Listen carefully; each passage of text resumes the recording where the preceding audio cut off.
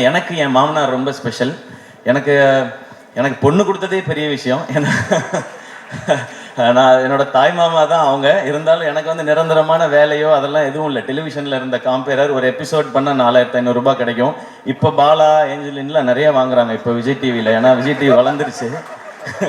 இவங்க இந்த ஈவெண்ட்டுக்கே எனக்கு தெரிஞ்ச லட்சத்தில் தான் வாங்கியிருப்பாங்கன்னு நினைக்கிறேன்.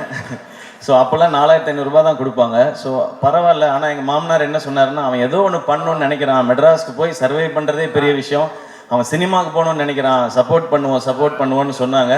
எனக்கு இன்னைக்கு மேடை பார்க்கும் பொழுது நான் என் மாமாவுக்கு, மனோர் மாமாவுக்கு தேங்க்ஸ் சொல்லணும்னு நினைக்கிறேன். இந்த மேடையில் அவங்க தான் என்னை தைரியமாக சப்போர்ட் பண்ணது. போடா ஏதாவது ஒன்று முயற்சி பண்ணுறான், அவன் பண்ணணும்னு நினைக்கிறான், பண்ணுறா பார்த்துக்கலான்னு சொல்லி.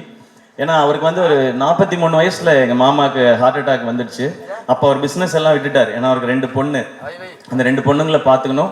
அந்த டைம் தான் எங்கள் அப்பா இறந்துருந்தாங்க. அப்போது என் அக்காவுக்கு வந்து 2 பசங்க இருக்காங்க, எனக்கு 2 பசங்க இருக்காங்க. நான் வேலைன்னு என் உயிருக்கு எதுவும் வந்துடக்கூடாது, இவங்களை பார்த்துக்கிறதுக்காக இருக்கணும்னு சொல்லி அவர் வேலையவே விட்டார். அப்புறம் எனக்கு சப்போர்ட்டும் பண்ணார். என் பொண்ணை கட்டி கொடுத்துருக்கேன், அவர் வேலைக்கு போடா, 1 லட்ச ரூபா 2 லட்ச ரூபா சம்பாரிடா, படிச்சிருக்கீங்கன்னு சொல்லாமல் உன் கனவை நோக்கி போடா அப்படின்னு சொல்லி சொன்னாங்க. ஸோ எனக்கு கிடைச்சிருக்க மாதிரி உங்களுக்கும் ஒரு மாமனார் கிடைச்சிருக்காங்க. அது ரொம்ப ஒரு அழகான ஒரு உறவு மாமனாருங்கிறது.